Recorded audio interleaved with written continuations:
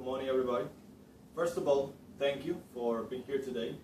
Now, today I have a presentation which will hopefully change your point of view about the use of antibiotics. So my main goal will be that by the end of the presentation, I have provided you with enough information to convince you of the importance of correctly using antibiotics. And what better time to go over this issue than now that the winter is almost here. You see, we're going now to the coldest months of the year, and this means two things. First, the holidays are just around the corner, and we are all excited about it. And second, as it always happens in every winter, there is going to be an increase of respiratory infection and antibiotic use. The information that I'll be providing you in this presentation was put together through a combination of research and the experience that I obtained while working at the family clinical practice last year.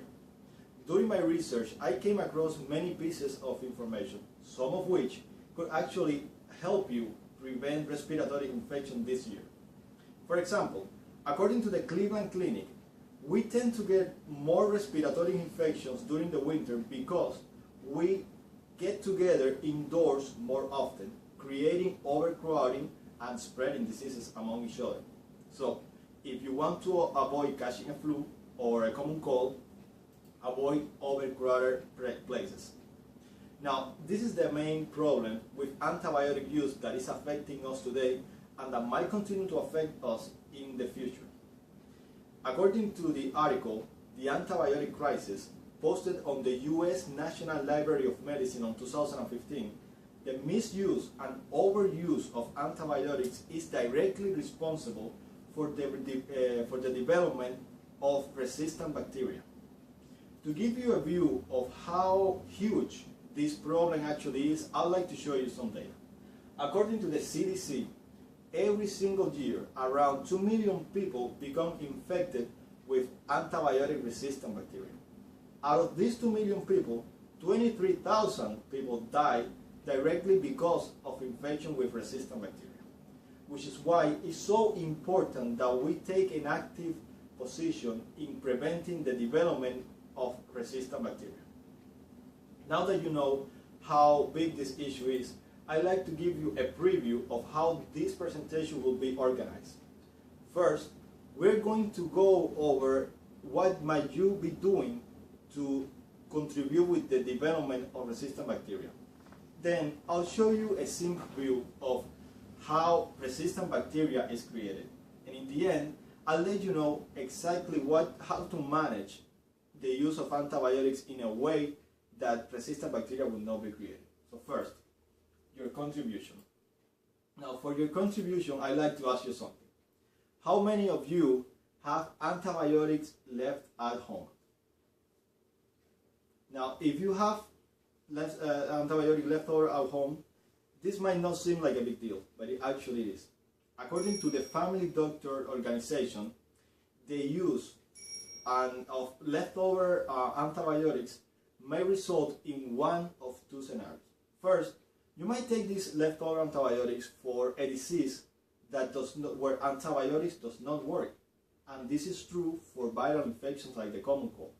In this case, the antibiotic will not cure you. It will actually harm your body, and it will take more time for you to recover. In the second scenario, where the antibiotic actually works, we have that because you're taking leftover, you might not have enough pills to completely kill all the bacteria. In this case, you might be directly contributing to the development of resistant bacteria. Which brings us to the second point in this presentation, how bacteria becomes resistant.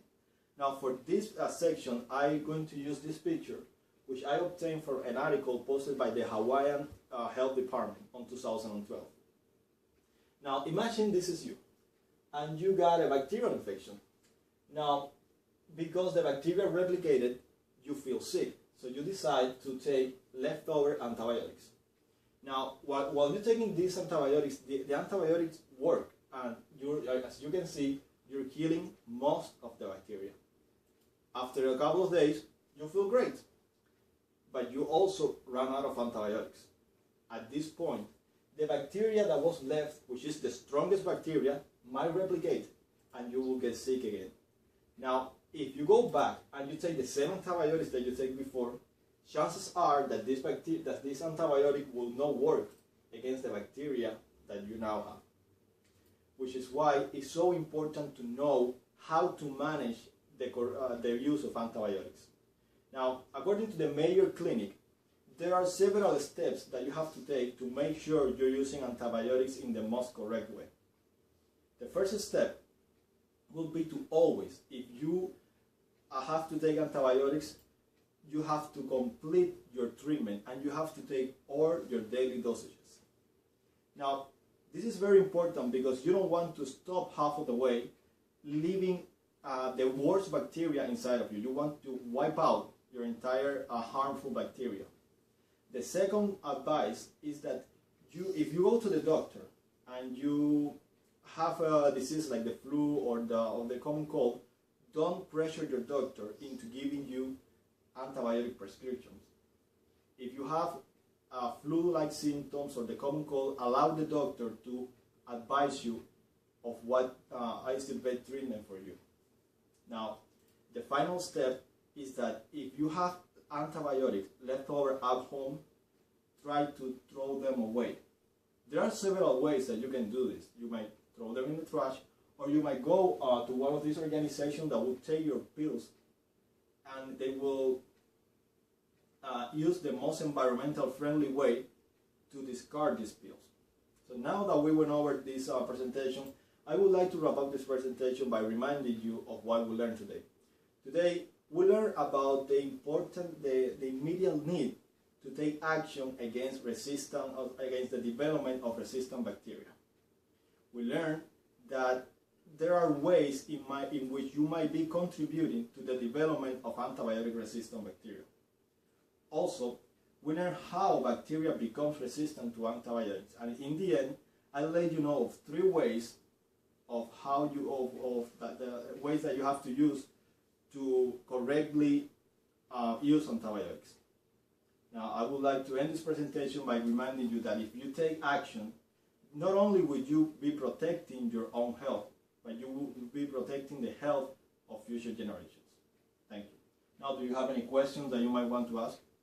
Yes, there is a correct way of throwing away antibiotics? Yes, there is. Well, no, most people, when they have pills left over at home, most people will just throw them in the trash. This is not the most correct way to get rid of antibiotics, and not only antibiotics, all the medications in general. If you have medications at home, the best way to throw them away is to go to this one of the takeaway centers, which this is an organization which will take all your pills or your medications that you don't want, and they will recycle them, or they will discard them in the most environmental way possible. So, and this is not only for antibiotics. They will take any medications that you have at home, probably expired medication or medication that is the bottle is half empty. You just take them to the takeaway organization, and they will take care of it. Any other questions? All right. Thank you very much.